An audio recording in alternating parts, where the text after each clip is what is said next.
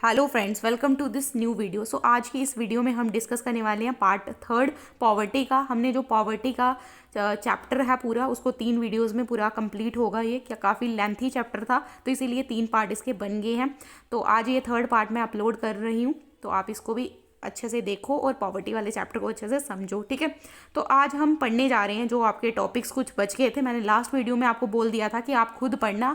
I hope आपने उनको read किया होगा। अगर आपको वहाँ से अच्छे से समझ नहीं आया तो मैं जो हूँ वो टॉपिक्स भी आज यहाँ पे पढ़ाऊँगी, जिससे आपको ईजिली समझ में आ जाएगा। तो चलिए वीडियो को स्टार्ट करते हैं। तो आज का हमारा जो टॉपिक है वो है what is total fertility rate, ठीक है। सो हमारा टोटल फर्टिलिटी रेट क्या है, ठीक है। सबसे पहले ये समझते हैं, ठीक है। तो सिंपल सी बात ये है कि टोटल फर्टिलिटी रेट में हम क्या करते हैं कि जो हमारी वुमेन्स है, ठीक है, जो हमारी 15 से 49 ईयर्स की वुमेन है, जनरली हम 15 से 49 का जो पीरियड है वो एक रिप्रोडक्टिव पीरियड मानते हैं वुमेन का, ठीक है। और इसके अंदर हम जनरली क्या करते हैं, हम देखते हैं 15 से 49 के बीच में टोटल फर्टिलिटी रेट क्या रहा है एक महिला का, यानी कि एक महिला कितने बच्चों को जन्म दे रही है, उसी को हम बोलते हैं टोटल फर्टिलिटी रेट, ठीक है। टोटल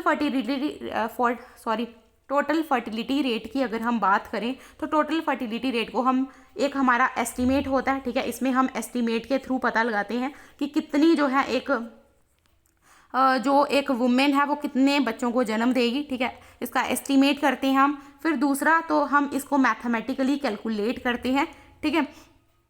और हम यहाँ पे टोटल फर्टिलिटी रेट में यही देखते हैं कि कितना ज़्यादा एक वुमेन जो है कितना जो है बच्चों को जन्म देगी, ठीक है। यही एक फर्टिलिटी रेट में हम चीज़ों को देखते हैं। तो हमने देखा कि हमारा जो यहाँ पे जो आपके संजीव वर्मा सर की जो बुक है इसमें भी डेफिनेशन दी है, आप इसको अच्छे से पढ़ना, आपको समझ में आ जाएगा, ठीक है। उसके बाद आगे हम चलें तो यहाँ पे आपको यहाँ पे लिखा है कि कहीं ना कहीं जो लास्ट ईयर से जो हमारा कॉन्ट्रासेप्टिव प्रिवलेंस रेट है वो इंक्रीज़ हुआ है बहुत सी स्टेट्स में, बहुत सी यूनियन टेरिटरीज़ में। और ये सबसे ज़्यादा जो हमें कॉन्ट्रासेप्टिव प्रिवलेंस रेट है वो हिमाचल प्रदेश एंड वेस्ट बंगाल में बढ़ता हुआ नज़र आया है। तो कहीं ना कहीं जो मॉडर्न मैथड्स हैं कॉन्ट्रासेप्शन के वो इंक्रीज हुए हैं हमारी स्टेट्स एंड हमारी जो यूनियन टेरिटरीज है उनमें, ठीक है।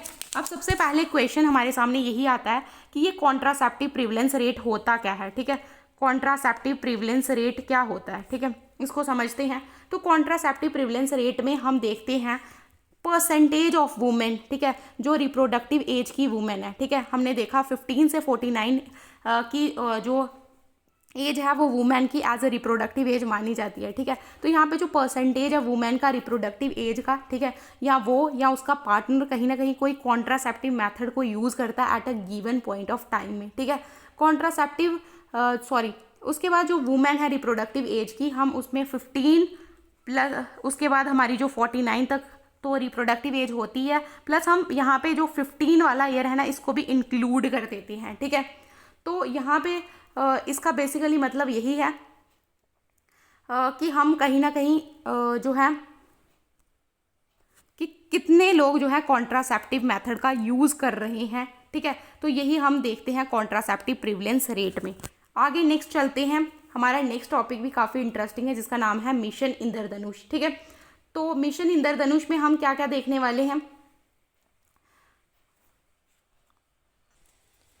तो मिशन इंद्रधनुष काफ़ी इंपॉर्टेंट ये मतलब मिशन माना जाता है, काफ़ी एग्जाम्स में इसके रिगार्डिंग जो है क्वेश्चन पूछे जाते हैं। तो ध्यान से एक एक पॉइंट आपको इसके बारे में समझना होगा कि क्या है मिशन इंद्रधनुष।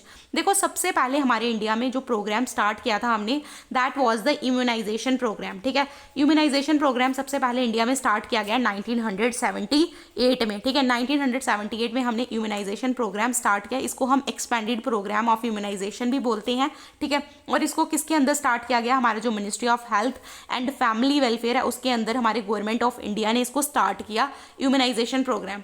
अब कहीं ना कहीं अगर आप इम्यूनाइजेशन से ही वर्ड से अगर आप देखोगे तो इम्यूनाइजेशन का मतलब क्या हुआ कि इम्यूनिटी मतलब हमारा जो इम्यून सिस्टम है उसको स्ट्रॉन्ग करना है। तो इम्यूनाइजेशन प्रोग्राम, ठीक है। तो आपको समझ में आ गया कि इम्यूनाइजेशन प्रोग्राम किसके लिए आया था, ठीक है।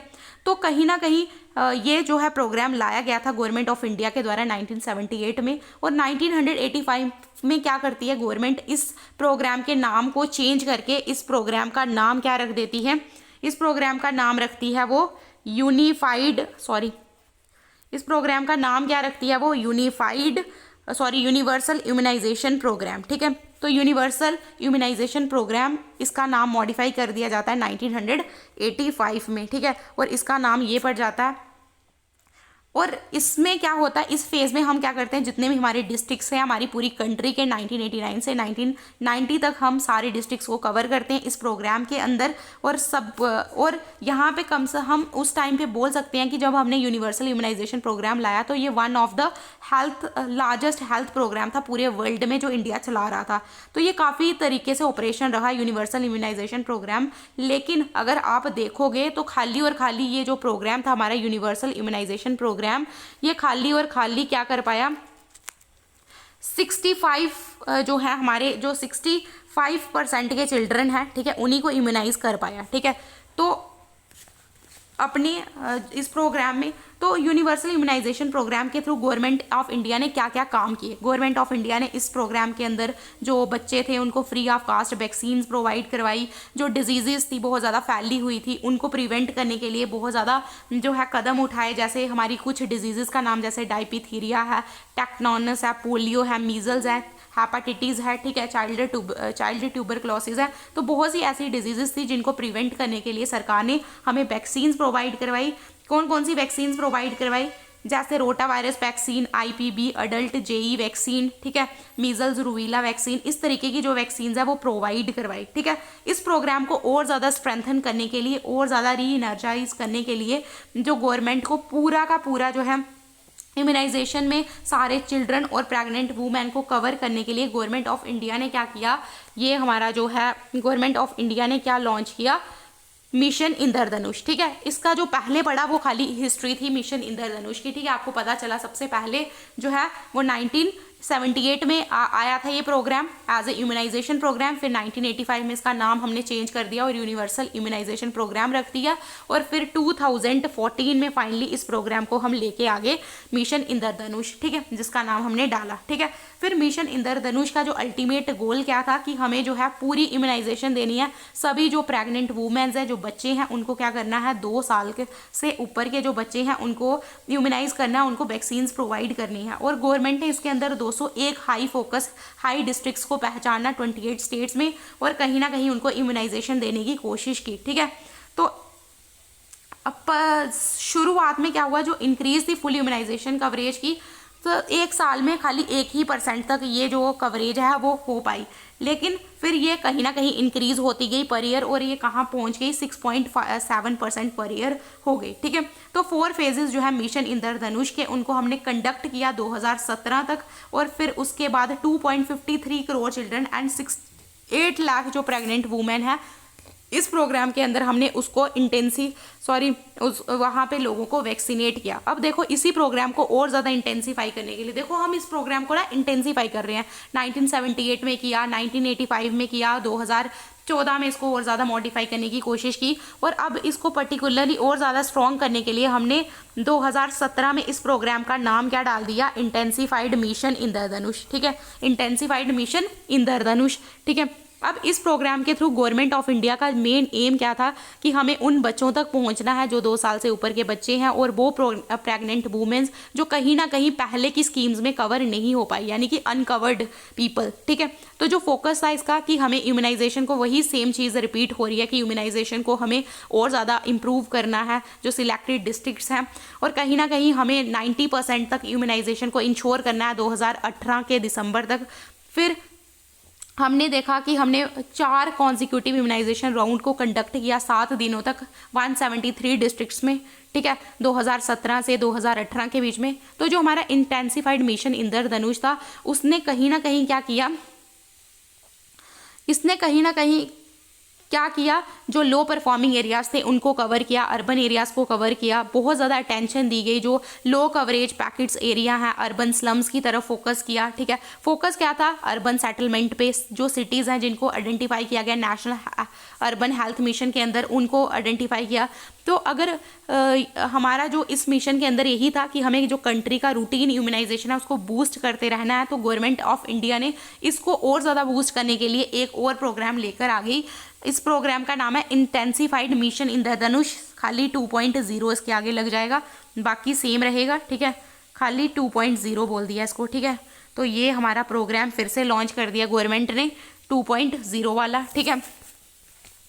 तो यहाँ पे भी वही सेम चीज़ है कि कवरेज करेंगे, जो भी अनकवर्ड अनरीच्ड पीपल हैं उन तक पहुँचेंगे, सबको वैक्सीन्स प्रोवाइड करवाएंगे, क्या प्रेग्नेंट वुमेन्स हैं, चिल्ड्रन हैं, सबको, ठीक है। तो जो इंटेंसिफाइड मिशन इंद्रधनुष 2.0 था, इसका एम क्या था कि 272 डिस्ट्रिक्ट्स तक पहुँचेंगे, ठीक है, यूपी, बिहार, ठीक है, और सारी ट्राइबल पॉपुलेशन तक पहुँचेंगे और उनको ये फैसिलिटीज़ प्रोवाइड करवाएंगे। और साथ में ये भी बोला गया कि जो इंटेंसिफाइड मिशन इंद्रधनुष है, बहुत इंपॉर्टेंट पॉइंट है, इसको ध्यान से सुनिएगा, कि इसके अंदर हमारा जो कहीं ना कहीं जो गोल है हमारे, आपको पता है सस्टेनेबल डेवलपमेंट गोल्स हैं, टोटल 17 गोल्स हैं, जिसमें से हमारा एक ये भी गोल है कि हमें जो है चाइल्ड डेथ्स को रोकना है, वो भी कहीं ना कहीं हम अचीव कर पाएंगे। तो सेवरल मिनिस्ट्रीज, जैसे हमारी ministry of women and child development है, Panchayati Raj, ministry of urban development, ministry of youth affairs, सब ने कहीं ना कहीं इस मिशन को सक्सेस करने की कोशिश की। अगर हम बात करें सेलेंट फीचर्स की, तो 2.0 मिशन के जो सेलेंट फीचर्स थे, इन्होंने 4 राउंड्स में काम किया 7 दिनों के अंदर। यहाँ पे जो हॉलीडेज थे, यानी कि जो RI डेज हैं, हॉलीडेज वगैरह को एक्सक्लूड कर दिया, बाकी के 7 दिन उन्होंने अच्छे से काम किया। कहीं ना कहीं लेफ्ट आउट्स पे, ड्रॉप आउट्स पे फोकस किया, जो हमारे ट्राइबल एरियाज़ हैं वहाँ पे जाके काम किया। कहीं ना कहीं इन लोगों ने कहीं ना कहीं जो अनडिजर्व्ड पॉपुलेशन है, जिनको नहीं मिल पाई हैं ये सुविधाएं, उनके ऊपर फोकस करने की कोशिश की, और पॉलिटिकल, एडमिनिस्ट्रेटिव और फाइनेंशियल कमिटमेंट को इन्हांस करने की कोशिश की, ठीक है। और जो हमारा इंटेंसिफाइड मिशन इंद्रधनुष 2.0 है, ये कहीं ना कहीं हमने बहुत से डिस्ट्रिक्ट्स में कंडक्ट किया 2019 से लेके 20 तक, ठीक है। तो कहीं ना कहीं हमने देखा कि ये थी मिशन इंद्रधनुष की स्टोरी, ठीक है।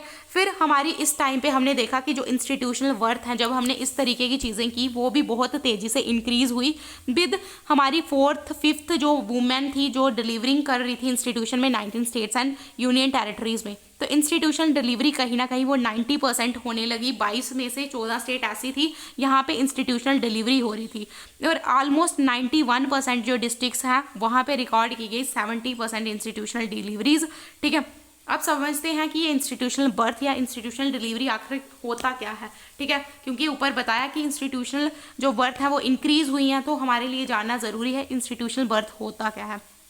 तो चलो इसको समझते हैं। अब देखो यहाँ पे इंस्टीट्यूशनल बर्थ, ठीक है, तो आपको ये वर्ड इंस्टीट्यूशन पे फोकस करना है। इंस्टीट्यूशनल बर्थ का मतलब क्या था? बेसिकली मतलब ये था कि एक महिला अपने बच्चे को जन्म दे रही है एक ऐसे मेडिकल इंस्टीट्यूशन में जहाँ पे उसके साथ में जो है ट्रेंड प्रोफेशनल्स हैं, ठीक है, ट्रेंड और केयर्ड प्रोफेशनल्स के अंदर वो जन्म दे रही है, that is known as institutional birth, यानी कि इंस्टीट्यूशन हॉस्पिटल में, ठीक है। तो इस तरीके की जो डिलीवरीज थी वो काफ़ी बढ़ गई, काफ़ी बर्थ जो है वो इंक्रीज हुआ तेजी से, ठीक है। उसके साथ साथ हमने देखा इंस्टीट्यूशनल बर्थ तो हुए, ठीक है, यानी कि महिलाओं ने बच्चों को जन्म दिया हॉस्पिटल्स में जाके, इंस्टीट्यूशंस में जाके, ठीक है, कहीं ना कहीं प्रोफेशनल्स के अंदर। लेकिन कहीं ना कहीं यहाँ पे सी सेक्शन डिलीवरीज भी इंक्रीज हुई। अब what is C section delivery? C section delivery वो डिलीवरी होती है जहाँ पे एक बेबी को डिलीवर किया जाता है थ्रू ए सर्जरी के थ्रू, यानी कि ऑपरेशंस के थ्रू, ठीक है, उसको बोलते हैं सी सेक्शन डिलीवरी। तो वो भी काफ़ी इंक्रीज हुई स्टेट्स एंड यूनियन टेरिटरीज में, स्पेशली जो हमारे प्राइवेट हेल्थ फैसिलिटीज़ हैं वहाँ पे सी सेक्शन डिलीवरी बहुत तेज़ी से हुई। तो जो सेक्स रेशो था बर्थ का वो अनचेंज रह गया, ठीक है, यहाँ अनचेंज रह गया, यहाँ तो बड़ा स्टेट्स और यूनियन टेरिटरीज में। तो मेजॉरिटी ऑफ स्टेट का नॉर्मल सेक्स रेशो था 952 या उससे ज़्यादा था, ठीक है। तो ये हमने चीज़ देखी। अब समझते हैं लास्ट टॉपिक को कि आखिरकार सेक्स रेशो होता क्या है, ठीक है। तो ये कॉन्सेप्ट क्या है सेक्स रेशो का, ये लास्ट कॉन्सेप्ट है इस चैप्टर का, देन चैप्टर जो है ख़त्म हो जाएगा, तो इसको ध्यान से समझिएगा, ठीक है। तो सेक्स रेशो क्या होता है? सेक्स रेशो को हम बेसिकली क्या बोलते हैं, जेंडर रेशो भी बोलते हैं। और यहाँ पे क्या होता है, यहाँ पे हम मेल्स की फीमेल से रेशो निकालते हैं, एक पॉपुलेशन में देखते हैं कितने मेल्स हैं फीमेल्स के कंपैरिजन में एक पॉपुलेशन में। तो सिंपली हम बोलते हैं, हम यहाँ पे मेल्स को देखते हैं पॉपुलेशन में कितने मेल्स हैं। तो अगर हम बात करेंगे चाइल्ड न्यूट्रिशन इंडिकेटर्स की, तो यहाँ पे कहीं ना कहीं हमें मिक्स्ड पैटर्न दिखा है स्टेट्स में, ठीक है। कहीं ना कहीं सिचुएशन जो है वो इम्प्रूव्ड हुई है बहुत सी स्टेट्स एंड यूनियन टेरिटरी में, काफ़ी माइनर डेट्राइटेशन हुआ है, लेकिन ड्रास्टिक चेंजेस अभी भी हमें कहीं ना कहीं जो है स्टंटिंग वेस्टिंग के केसेस अभी भी हमें देखने को मिल रही हैं। देखो बेसिकली कारण क्या है कि जो महिलाएं बच्चों को जन्म दे रही हैं उनमें एक बीमारी है जिसका नाम है एनीमिया। एनीमिया यानी कि ऐसी बीमारी यहाँ पे ब्लड की कमी हो जाती है, खून की कमी हो जाती है।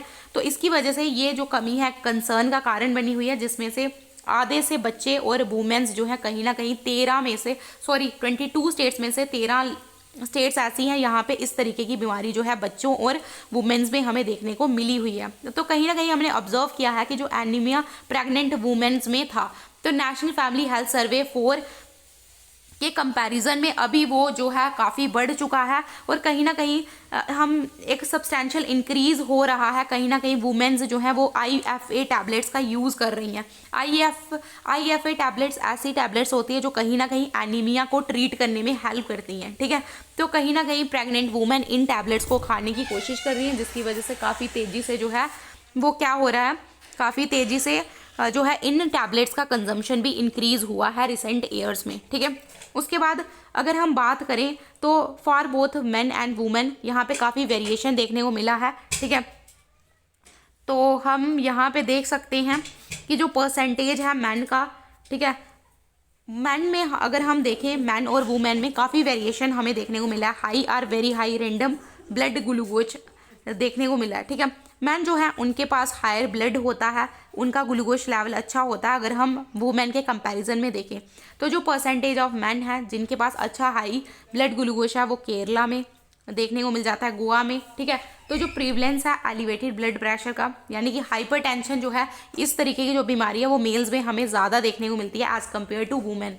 तो हमने देखा लास्ट लेक्चर में भी हमने डिस्कस किया था कि कहीं ना कहीं हमने क्या किया है, हमारी जो सैनिटेशन फैसिलिटीज़ हैं वो इम्प्रूव हुई हैं, क्लीन फ्यूल हम यूज़ करने लगे हैं, जिसकी वजह से कहीं ना कहीं जो हेल्थ है वुमेन की वो कंटिन्यूसली इम्प्रूव्ड होती हुई नजर आई है। कहीं ना कहीं जो गवर्नमेंट का एफर्ट है स्वच्छ भारत मिशन के अंदर की टॉयलेट फैसिलिटीज़ प्रोवाइड करना हर एक हाउस होल्ड को, वो भी इंक्रीज़ हुई हैं। और कहीं ना कहीं जो है प्रधानमंत्री उज्ज्वला योजना के अंदर कहीं ना कहीं हमने जो हाउस होल्ड इन्वायरमेंट है उसको भी कई हद तक इम्प्रूव कर लिया है, ठीक है। अगर हम एग्जाम्पल के तौर पे देखें तो कुकिंग फ्यूल आज के टाइम पे जो हम यूज़ कर रहे हैं वो काफ़ी प्यूरीफाई है, ठीक है। उसके बाद वुमेन का एम्पावरमेंट हमें देखने को मिला है, ठीक है। कंसीडरेबल प्रोग्रेस देखने को मिली है हमें नेशनल फैमिली हेल्थ सर्वे 4 और 5 में वुमेन के रिगार्डिंग। वुमेन्स ने काफ़ी अच्छे तरीके से यहाँ पे बैंक अकाउंट्स वुमेन के लिए खुले हैं, ठीक है। अगर बिहार के केस में बात करें तो जो इंक्रीज़ है वो 51% पॉइंट जो है इंक्रीज़ हुई है 26% से 77 के अंदर। अगर हम बोलें तो आज के टाइम पे 60% से भी ज़्यादा महिलाएं ऐसी हैं हमारी स्टेट एंड यूनियन टेरिटरीज़ में जिनके पास जो है बैंक अकाउंट्स हैं। तो यहाँ पे हमने देखा है कि कुछ फ्लड्स आए हैं केरला में, ठीक है।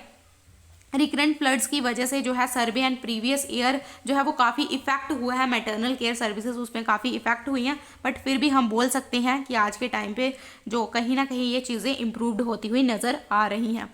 तो आई होप गाइस आपको ये लेक्चर अच्छा लगा होगा। अगर लेक्चर अच्छा लगा है तो please like share and subscribe to my YouTube channel. Meet you in the next video. Till then bye bye.